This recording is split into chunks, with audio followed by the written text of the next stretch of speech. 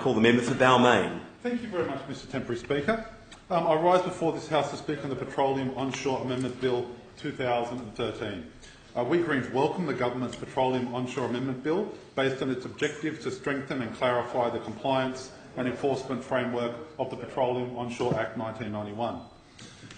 Many here will remember the Legislative Council's inquiry into coal seam gas, which gave considerable treatment to the Government's lack of compliance monitoring and enforcement in its May 2012 report. It's been more than a year since the inquiry's recommendations, and now the Government has put legislation before the House to address this critical area of compliance and enforcement in coal seam gas operations. There was a long way to go for this Government because of the role that the former Government played in terms of handing out licences, in terms of the problems, as we know, with royalties, and also the distinct lack of any type of process to ensure protection of aquifers, local communities, farming communities, not to mention residential communities, very close to my electorate in places like Alexandria and Petersham, where there were proposals for coal seam gas drilling from Dart. Now, while we don't oppose this bill, I would like to go through several elements of the bill in order to highlight some issues that are positive and some which, of course, are negative. Mr Temporary Speaker, I will foreshadow that I'll be moving some amendments. Our right to refuse access amendments, which allows farming people and others to refuse access for coal seam gas exploration and mining on their property. And I'll leave discussion of that to a later time this evening. But I did want to draw members' attention to quite a few elements in the bill which are positive. It's worthwhile to say positive things in this situation. When it comes to directions, we welcome the bill's improved provisions relating to directions. Such powers are certainly necessary in order to have companies comply with the environmental and regulatory obligations. We therefore support the fact that directions can be issued for any adverse impact or risk that a company's activities may have on an aspect of the environment.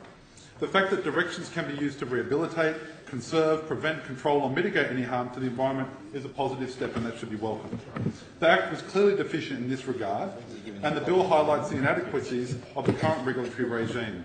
We note that with this power, the right of the title holder to challenge the merits of a direction order in the Land and Environment Court is in accordance with the principles of procedural fairness and natural justice. Likewise, we support retaining the power of the Minister to suspend operations for certain contraventions without allowing a merits challenge, as the necessary checks and balances are in place under the Act. This should send a strong message to the industry that they must act in accordance with their licence conditions or risk being forced out of business.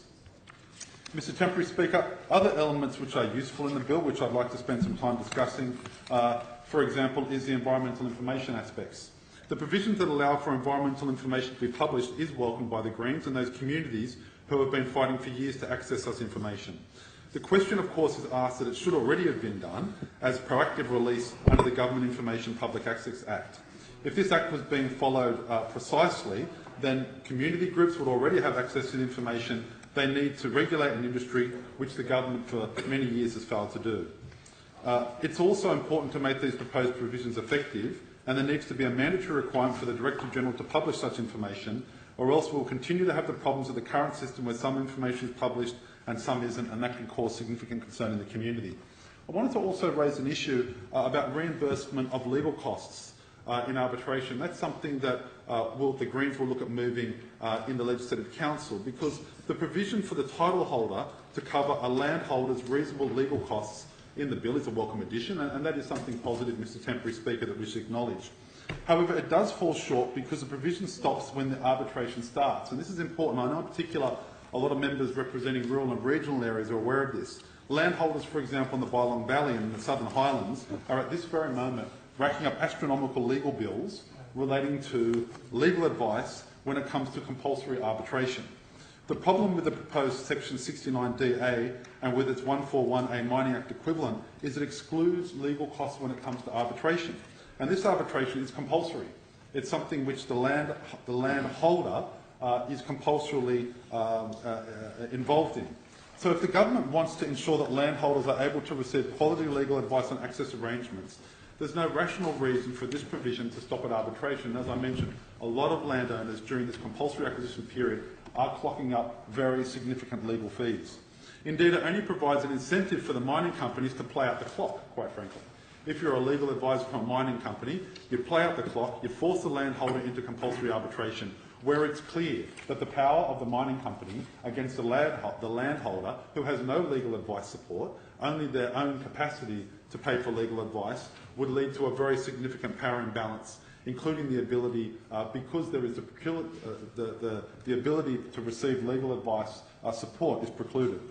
In the Legislative Council, my Greens colleague will move amendments to extend the provision to provide legal costs to encompass the arbitration process. We also believe that there should be the addressing of this financial cap. Rather than the cap, there should be reasonable costs. We believe that that's a common sense approach to this. And let's not forget that the landholder receives no compensation for any stress caused, the loss of income by virtue of time spent in these access negotiations, which we know are often very complex and difficult times, and the huge costs that inevitably accrue in engaging the services of experts, consultants and other non-legal experts to assist in these land access negotiations. Because for these landholders, it's not just the legal costs, but it's often getting, as I mentioned, other access reports, other reports on the quality of the farming land and the cost of their business, and that's something which no one is proposing, what the government is not proposing in this legislation to proceed with. It's important, Mr Temporary Speaker, to recognise that while there have been some positive developments, there are some concerns. And another positive development, of course, is inspectors. The increased powers of inspectors to obtain information and gather a wide range of material for investigation is definitely welcomed. Likewise, we support the strong powers of inspectors being backed up by provisions for offences for failing to comply with requirements, either by willful delay or obstruction. And now, of course, it's up to the regulatory agencies to make use of them and have the staff on the ground in order to see this role of this enhanced role for inspectors to be implemented. Finally, Mr Temporary Speaker, I wanted to address the issue of royalties. We know, of course, that the position of royalties under the former government was, to say the least, inadequate. And the government is now recognising its lax royalty regime in regards to coal royalties because it's attempting to tighten up the equivalent provisions in the Petroleum Act. And obviously it's clear that we should be doing the same for the Mining Act as well, especially in light of the report by the Auditor General in November 2010, which the government has still yet to act significantly upon. Therefore, it's important that this issue of royalties be addressed in detail. Mr Temporary Speaker, elements in the bill are positive and to be welcomed, and as I've mentioned to you, the right to refuse access is a very important area, which we know has been supported by the federal leadership of the coalition. But I did want to take some time just to address just a point that came up in the second read speech about gas supply crisis. The Honourable Chris Harcher in his second reading speech stated there will be gas supply issues for New South Wales, and there most certainly will be. But this is not related to the amount of gas in Australia. Australia already has an abundant supply of gas. This is a conventional gas, of which we export more than 50%. Rather, the crisis is not caused by the lack of the resource, in the short term at least. It's caused by the government and industry, who instead of reserving any supplies for Australians, for Australian industry or Australian households, will prefer to export the product, therefore leading to challenging the supply and demand price increases in the domestic market. So, as you know, there has been a great deal of discussion around the issue, which around the world, in the United States and other countries, has been significant, which is to implement a gas reservation policy. Not for all of the gas, but for a portion of the gas, to make sure that while we have almost 50% of our conventional gas and others exported, that we should be retaining gas here in Australia to make sure that we can provide for Australian business, retailers, residential users and others. So this is something which is important that the government address, and when you look at the facts, the fact is that it's the export market that's driving this issue. It's not the lack of resource in the short term. Mr Temporary Speaker, I'll be raising and discussing my amendments, which I will be moving all together to try and ensure that we don't spend a great deal of time on this, but these are important issues that need to be raised. I commend the government for the positive efforts they've made, but a lot more needs to be done, and I trust that my amendments will be examined by this House and looked upon as a positive way to help address these matters in our community. The question is the bill